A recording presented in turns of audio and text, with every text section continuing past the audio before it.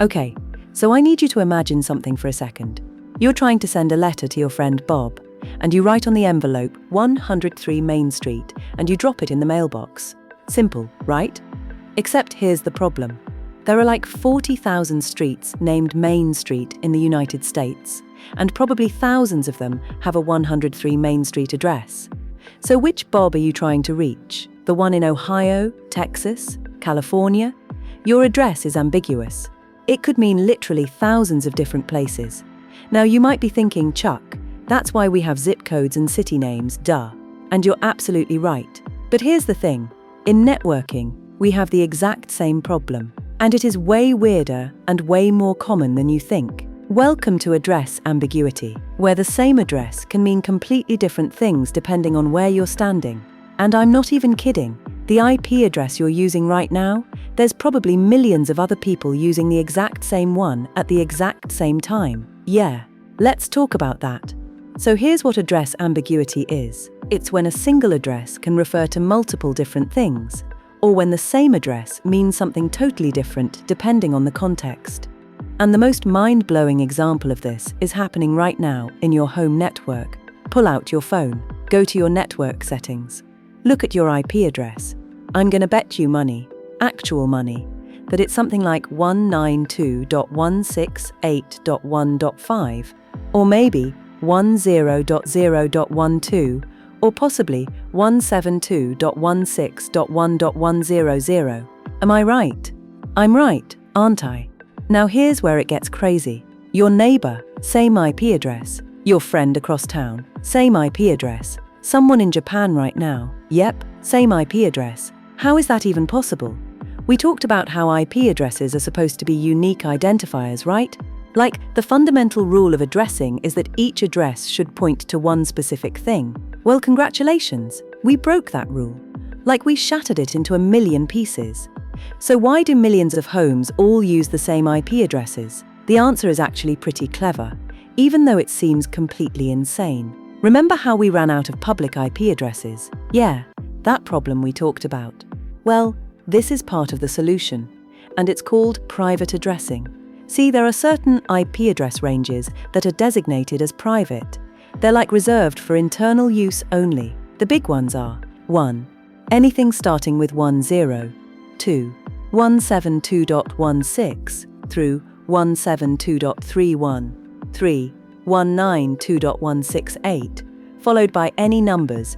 These addresses are special because they can be reused, like infinitely reused. Every home network, every coffee shop, every office building, they can all use these same addresses internally, and they do.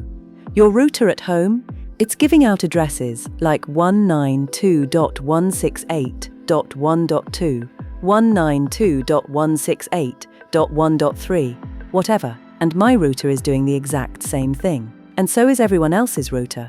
It's the same address, but it means something completely different depending on which network you're on. In your network, 192.116's 1.5 is your laptop. In my network, 192.116's 1.5 is my phone. Same address, different devices. That's ambiguity, baby. Now you're probably thinking, okay, Chuck, that's cool and all, but like, how does this not break the entire internet? If everyone's using the same addresses, how does anything know where to go? Great question, and the answer is context. See, these private addresses only matter inside their local network. They're like your home address within your own house. The bedroom on the left means something in your house, but that same description means something totally different in my house. When you want to talk to the internet, the public internet, your router does this magic trick called NAT, or Network Address Translation. Your router has one public IP address. That one is unique, and it basically translates between your private internal addresses and that public one. So from the internet's perspective, everyone in your house looks like the same public IP address. But internally, your router knows that 192.168.1.5 is your laptop and 192.168.1.10 is your phone. It's like your router is a translator, converting between the private ambiguous addresses inside and the public unique address outside. But wait, there's more. Because private addressing isn't the only type of address ambiguity we have. Let's talk about localhost. You know, 127.0.0.1, that special address we use to talk to ourselves? Every single computer uses 127.0.0.1 to refer to itself. Your computer, my computer, servers, routers, everyone has a 127.0.0.1 and they all mean different machines. Same address, billions of different computers. Then there's broadcast addresses, like 192.168.1.255. That address doesn't point to one device, it points to all devices on that network. It's intentionally ambiguous. It's like shouting, "Hey everyone," instead of calling someone's name. And don't even get me started on multicast addresses. Those are addresses that can simultaneously refer to multiple devices across multiple networks. One address, many destinations. Ambiguity on purpose. So why should you care about address ambiguity? Because it changes how you think about networking. An IP address isn't always a unique identifier. Sometimes it's a local identifier that only makes sense in context. Sometimes it's a group identifier. Sometimes it's a self-identifier. You can't just look at an IP address and know what it means. You need to know where you're looking at it from. This is huge for troubleshooting.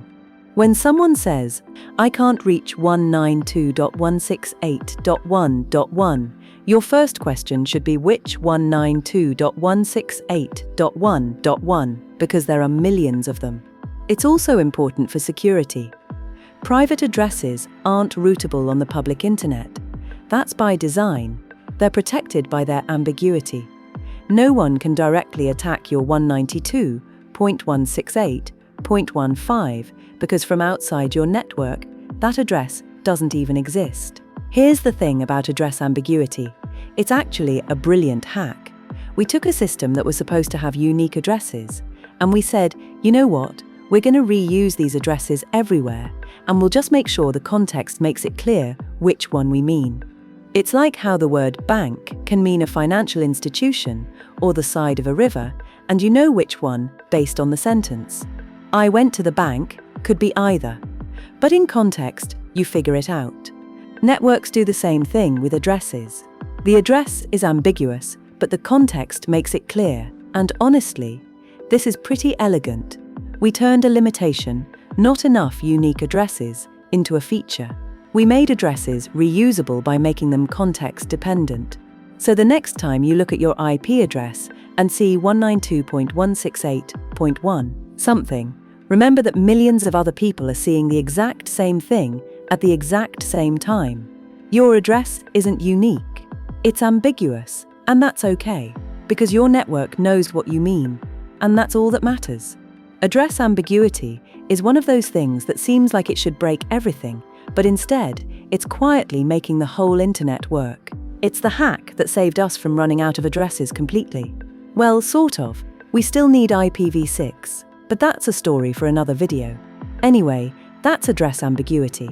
Same address, different meanings. Context is everything. And once you understand this, networking starts to make a whole lot more sense.